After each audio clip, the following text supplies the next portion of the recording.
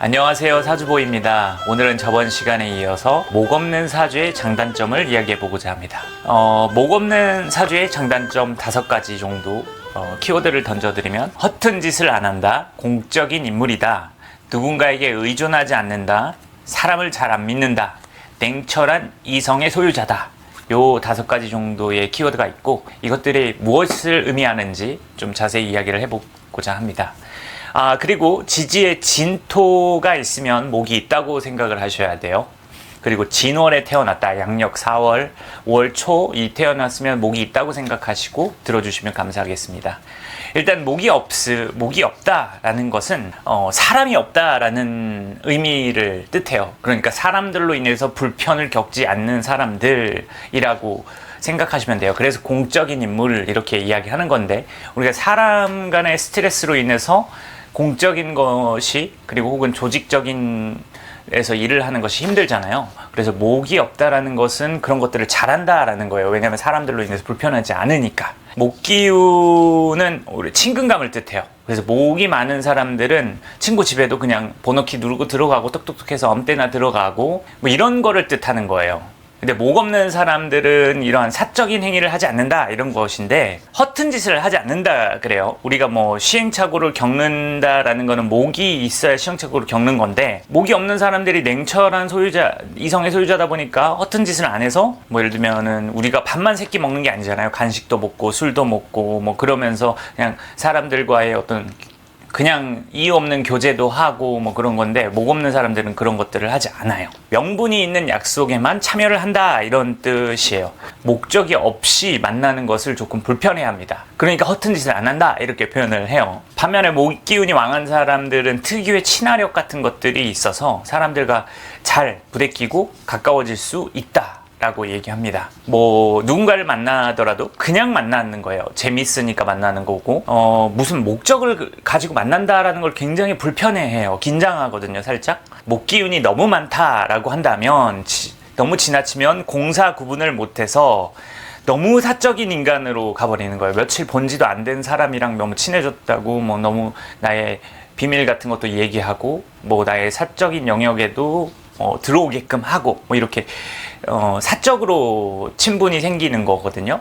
그러니까 뭐 좋기도 한데 공사 구분이 안 되는 문제점이 있어요, 목기운이 왕하면.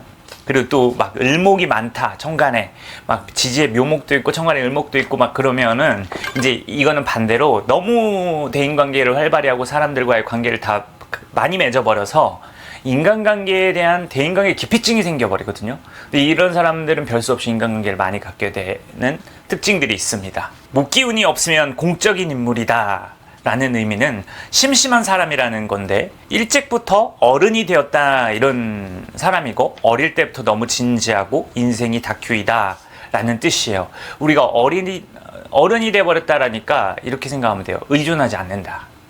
뭐 사람들한테 우리가 의존할 수도 있고 의지하고 의탁도 하고 부모한테 기대도 하고 그러는 건데, 이런 습관들이 많이 없어요, 목 없는 사람들은. 그게 또 어떻게 보면 친근감이 없어 보인다라고도 보여요. 이렇게 막 애교도 부리고 뭐 이렇게 뭐 부탁도 하고 막 그래야지 좀 인간미가 있고 친근감이 있고 그러는 건데, 그런 것들을 잘 하지 않는다라는 뜻이에요. 장점이 비생산적인 일에 무관심해요. 뭐 예를 들면 가령 누군가가 하소연하면은 내가 왜 그 얘기를 들어주고 있어야 돼? 이런 거예요. 1분 1초가 아까운 거죠. 그렇게 허송세월을 보내지 않는다. 또 다른 장점은 사람을 믿지 않는다. 의존도 안 하고 믿지도 않아요. 사람이 사람을 어떻게 믿어?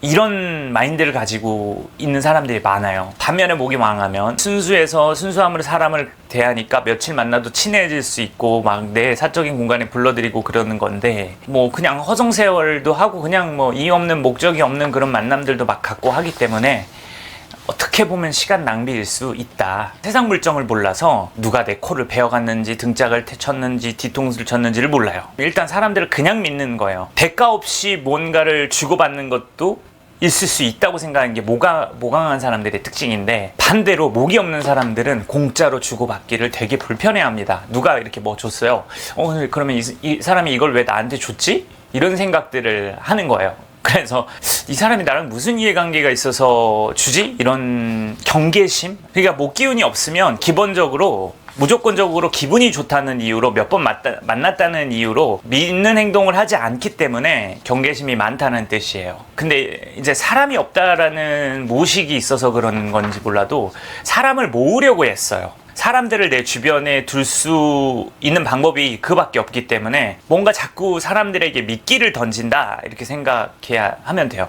이러니까 네가 내 옆에 있어야 돼. 이러니까 내가 너한테 중요한 사람이야 라고 목 없는 사람들은 꼭 그런 식으로 얘기를 한다. 그렇게 해야만 그 사람이 이제 내 옆에 있을 거라고 생각을 하는 거죠. 관계의 조건을 중시하는데 어떻게 대가 없이, 이유 없이, 조건 없이 옆에 있을 수 있냐 이런 생각이 들기 때문에 자꾸 조건을 다는 거예요. 정보다는 도리가 좀 중요하다 이렇게 얘기해요. 그래서 목이 없는 사람들을 보면 참 어떻게 보면 냉정해 보이고 매몰차 보이고 참 정없어 보이고 옆에 근처에 가기가 쉽지가 않아요. 냉기가 팍팍 흐른다고 할까요? 그건 어쩔 수 없어요. 왜냐하면 친근감을 표현하는 방법을 모르기 때문에. 교류가 충분했는데도 불구하고 뭔가 물질적으로 자꾸 보상하려고 하고 뭔가 굳이 내가 가서 안부를 물어봐야 되고 격식을 어떻게든 차려야 되고 이러한 것들의 일종의 강박을 가지고 있는 사람들이 목 없는 사람들이거든요. 그래서 그게 약간 도리라고 생각하는 거예요. 그래서 안부 전화를 하는 거예요. 이게 정 때문에 하는 거랑 좀 다릅니다. 그런 것들을 상대한테 강요하기도 하고 상대방이 그런 것들을 지켜내지 못했을 때는 그것에 대한 질책을 대단히 심하게 해요. 넌 도리를 다 하지 않았어. 그러면서 아예 사람 취급을 안 하는 경우도 있고 그러거든요. 그 되게 냉정해 보이고 그러죠. 좋게 말하면 이성적인 거고 나쁘게 말하면 냉철한 거죠. 성급한 결과 중심주의가 있어요. 빨리 결과 가져와. 상대방의 처지나 상황들에 대한 이해가 좀 많이 부족해요. 왜냐하면 자기는 그러지 않기 때문에. 다른 사람들은, 목 있는 사람들은 정나누느라 빨리빨리 일 처리를 못하고 뭐 시기 하고 저리 시기 하고 해서 결과를 얻어내는 데 있어서 시간이 좀 걸렸어요. 근데 이제 목 없는 사람들은 그런 걸 안 하기 때문에 당연히 빨리 결과가 나와야 된다. 사람들 뭐 아픈 거 그런 거 왜 신경 쓰냐 이런 게 좀 있다. 이렇게 말하니까 목 없는 사람 사이코패스 같은데 그렇지는 않습니다. 실적을 만드는데 능숙하다 생각하면 될 것 같아요. 사실 저는 이렇게 말해요. 목기운 없는 사람은 단점이 없다. 지금 올해는 갑진년이잖아요. 근데 이렇게 목기운이 들어오게 되면 목 없는 사람들이 다 목이 들어왔기 때문에 사적 행위들을 하게 돼요. 그래서 사람이 들어왔다 이런 공적 인간관계만 하던 사람이 사적 인간관계를 시작하게 되니 나중에 많은 갈등이 생기게 됩니다. 갑진년, 을사년, 25년, 26년이 되면 이제 이불킥 갑니다. 목 없는 사람들이 목이 들어왔다가 이제 목이 나가면 내가 왜 사적 관계를 가졌지? 내가 왜 내 집에 초대했지? 내가 왜 이렇게 또 친근감 있게 정 있게 행동했지? 그러면서 정을 줬던 것에 대한 후회와 사람들 불편해 하고 다시 공적인 인간관계로 바뀔 것입니다.